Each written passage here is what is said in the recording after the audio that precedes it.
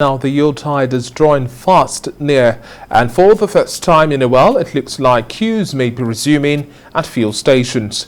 The Nigerian Union of Petroleum and Natural Gas Workers, NUPENG, issued a 2-week strike notice to the federal government, raising the possibility of fuel scarcity across the country in the coming weeks. One of the issues, NUPENG says, is the outstanding payment of terminal benefits to its members that were declared redundant in 2012 by the management of Chevron Nigeria Limited. The union accused the management of Chevron of terminating the employment of contract workers because the employees joined the union, despite the workers saying they'd put in about 10 to 12 years. Now, it says workers were also terminated without payment of benefits.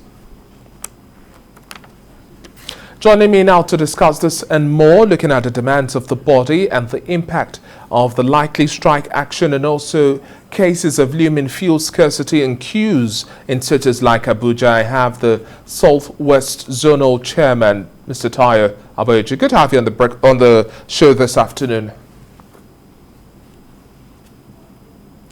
Can you hear me? Let's start off now with the conversation. I can hear you. Around the stance of NUPENG. Why now is the biggest question. Why take action now? And what are the calls to action? It seems like we've always had this cyclical agenda of meeting and then we just postpone the agenda without getting full results. Well, it's not about the timing. It's about the consequence of the action of the management of this oil company, who has refused to obey the directives of Federal Ministry of Labor by not paying the short payment or shortfall of our member in since 2012. A lot of meeting has been held about this issue, and the Ministry of Labor ruled in our favor. Yet Chevron management refused to pay our members. Not only that, meetings have been held separately concerning the contract by Muideen and the Wykish, because this head of employee joined the joined the union. They were sacked. They have been in the industry for the past more than 10 years now, but because they joined the union, their contract was closed. So the union now asked them that these people should be paid severance package.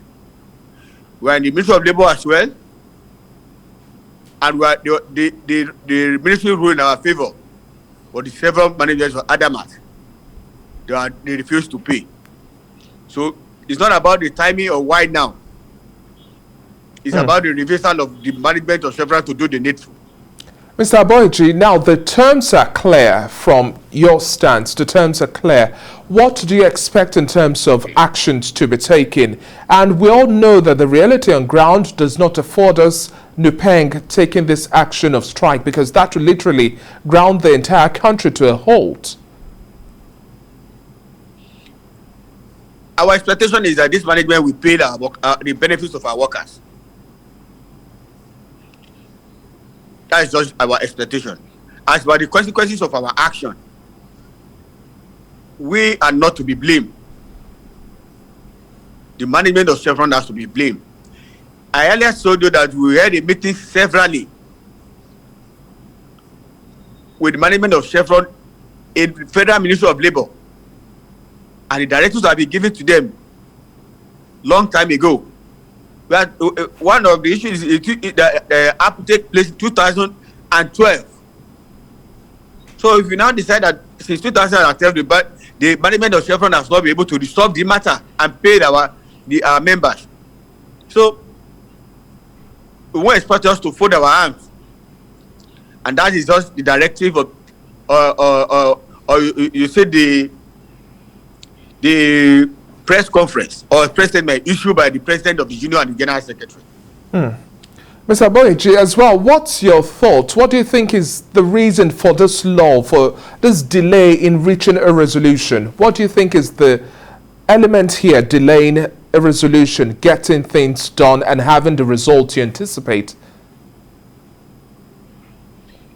I don't think there's any reason on the part of the management except that they are taking the union and even the nation for granted. If the Federal Ministry of Labour has intervened and directed them to pay and they refuse it, so there's no reason. Okay, now it's for them to take the nation for granted.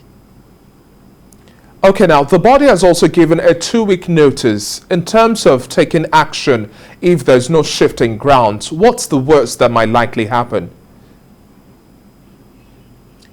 Let's get there first.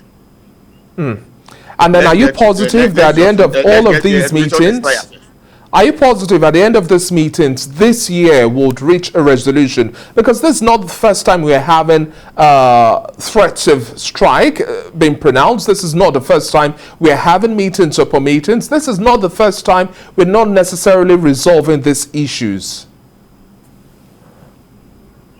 If you read from the press release signed by the national president of the union and the general secretary, that we will be having series of meetings, but this time around there will be no meeting until our demand are met. And then what's next? Definitely, it's in the press release also. If our demands are not met, all workers will go on strike. Okay, now we already have cases of queues building up as well in cities like Abuja. Do you think it is for fear that we're likely going to have issues of fuel scarcity? So the average Nigerian thinks they have to stockpile. Do you think that's what's playing out right now? Well, I may not know or give reason why there is the way they are queuing in Abuja, but our members are working. The petroleum tanker driver branch of NUPENG are working, and the products are being only transported to every part of the countries. So why they are queuing in Abuja, I may not be able to immediately give you the reason now. Okay, now just bring us up to speed now as we speak. In the last 24 hours, what has been the move from your body, the communication so far that you've received from your body? No, it's not. It's not our body or our union that have to make a move. The management of Chevron and others that was mentioned in the press release should make a move.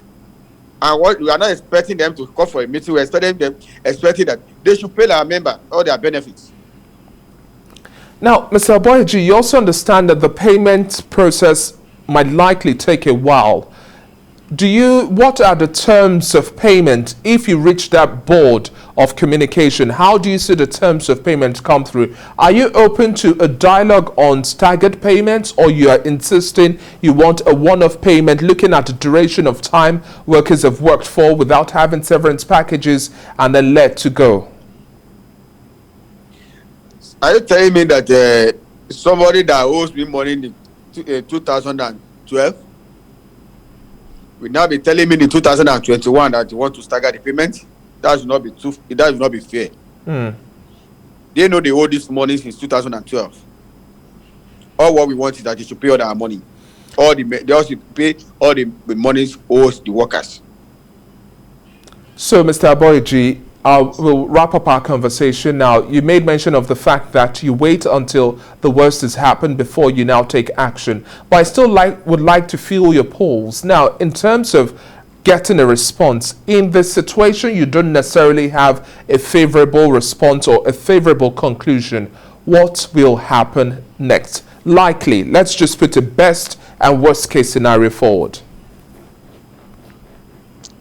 What will happen was stated in the press release by the national president of the union and the general secretary. If by after the expiration of 2 weeks ultimatum, our demands are not met, yes, we have obligation to go on strike. Thank you very much for your time on the show today, Mr. Tayo Aboyeji. It's been a pleasure speaking with you, and we'll keep our fingers crossed on all of the updates and expect that necessary action is taken to ensure that we have both parties reach a conclusion which would be favorable. Thank you once again.